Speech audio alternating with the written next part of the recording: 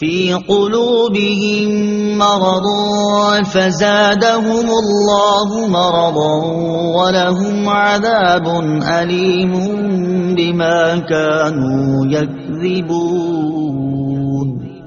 ترجمہ: ان کے دلوں میں بیماری ہے تو اللہ نے ان کی بیماری میں اور اضافہ کر دیا، اور ان کے لیے ان کے جھوٹ بولنے کی وجہ سے دردناک عذاب ہے۔ فی قلوبہم مرض، ان کے دلوں میں بیماری ہے۔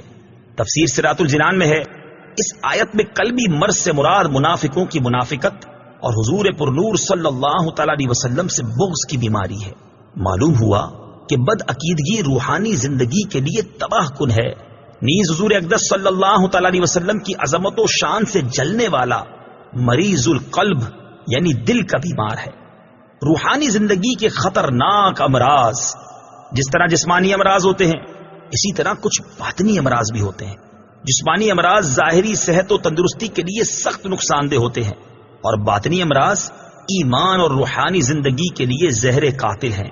ان باطنی امراض میں سب سے بدتر تو عقیدے کی خرابی کا مرض ہے، اور اس کے علاوہ تکبر، حسد، کینہ اور ریاکاری وغیرہ بھی انتہائی برے مرض ہیں۔ ہر مسلمان کو چاہیے کہ باطنی امراض سے متعلق معلومات حاصل کر کے ان سے نجات حاصل کرنے کی کوشش کرے، اور اس کے لیے بطور خاص امام غزالی علیہ رحمت اللہ الوالی کی مشہور کتاب احیاء العلوم کی 3 جلد کا مطالعہ بہت مفید ہے۔ فزادہم اللہ مرضا، تو اللہ نے ان کی بیماری میں اور اضافہ کر دیا۔ تفسیر صراط الجنان میں ہے، مفسرین نے اس اضافے کی مختلف صورتیں بیان کی ہیں، ان میں سے 3 صورتیں عرض کرتا ہوں۔ نمبر 1، ریاست چھن جانے کی وجہ سے منافقوں کو بہت قلبی رنج پہنچا، اور وہ دن بدن حضور پرنور صلی اللہ تعالی علیہ وسلم کی ثابت قدمی اور غلبہ دیکھ کر حسد کی آگ میں جلنے لگے۔ تو جتنا نبی اکرم صلی اللہ تعالی علیہ وسلم کا غلبہ ہوتا گیا اور آپ صلی اللہ تعالی علیہ وسلم لوگوں میں مقبول ہوتے گئے، اتنا ہی اللہ تعالی نے منافقوں کے رنج و غم میں اضافہ کر دیا۔ نمبر 2، منافقوں کے دل کفر، بد عقیدگی اور نبی کریم صلی اللہ تعالی علیہ وسلم سے عداوت و دشمنی سے بھرے ہوئے تھے۔ اللہ تعالیٰ نے ان کی ان چیزوں میں اس طرح اضافہ کر دیا کہ ان کے دلوں پر مہر لگا دی تاکہ کوئی واعظ و نصیحت ان پر اثر انداز نہ ہو سکے۔ نمبر 3، جیسے جیسے شرعی احکام اور نزول وحی میں اضافہ ہوا اور مسلمانوں کی مدد و نصرت بڑھتی گئی، ویسے ویسے ان کا کفر بڑھتا گیا، بلکہ ان کا حال تو یہ تھا کہ کلمہ شہادت پڑھنا ان پر بہت دشوار تھا، اور اوپر سے عبادات میں اضافہ ہو گیا اور جرموں کی سزائیں بھی نازل ہو گئیں، جس کی وجہ سے یہ لوگ بہت بے چین ہو گئے۔ وَلَهُمْ عَذَابٌ أَلِيمٌ بِمَا كَانُوا يَكْذِبُونَ، اور ان کے لیے ان کے جھوٹ بولنے کی وجہ سے دردناک عذاب ہے، یعنی اللہ تعالیٰ اور آخرت پر ایمان لانے کا جھوٹا دعویٰ کرنے کی وجہ سے ان کے لیے جہنم کا دردناک عذاب ہے۔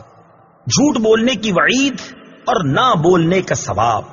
اس آیت سے معلوم ہوا کہ جھوٹ بولنا حرام ہے اور اس پر دردناک عذاب کی وعید ہے، لہذا ہر مسلمان کو چاہیے کہ وہ اس سے بچنے کی خوب کوشش کرے۔ مسلم شریف کی حدیث ہے، حضرت عبداللہ بن مسعود رضی اللہ تعالی عنہ سے مروی ہے، رسول اللہ صلی اللہ تعالی علیہ وسلم نے ارشاد فرمایا، سچائی کو اپنے اوپر لازم کر لو، کیونکہ سچائی نیکی کی طرف لے جاتی ہے اور نیکی جنت کا راستہ دکھاتی ہے۔ آدمی برابر سچ بولتا رہتا ہے اور سچ بولنے کی کوشش کرتا رہتا ہے، یہاں تک کہ وہ اللہ تعالی کے نزدیک صدیق لکھ دیا جاتا ہے۔ اور جھوٹ سے بچو، کیونکہ جھوٹ گناہ کی طرف لے جاتا ہے اور گناہ جہنم کا راستہ دکھاتا ہے، اور آدمی برابر جھوٹ بولتا رہتا ہے اور جھوٹ بولنے کی کوشش کرتا ہے، یہاں تک کہ اللہ تعالی کے نزدیک کذاب لکھ دیا جاتا ہے۔ ترمذی شریف کی حدیث ہے، حضرت انس رضی اللہ تعالیٰ عنہ سے روایت ہے، حضور اقدس صلی اللہ تعالیٰ علیہ وسلم نے ارشاد فرمایا، جو شخص جھوٹ بولنا چھوڑ دے اور وہ باطل ہے، یعنی جھوٹ چھوڑنے کی چیز ہی ہے، اس کے لیے جنت کے کنارے میں مکان بنایا جائے گا۔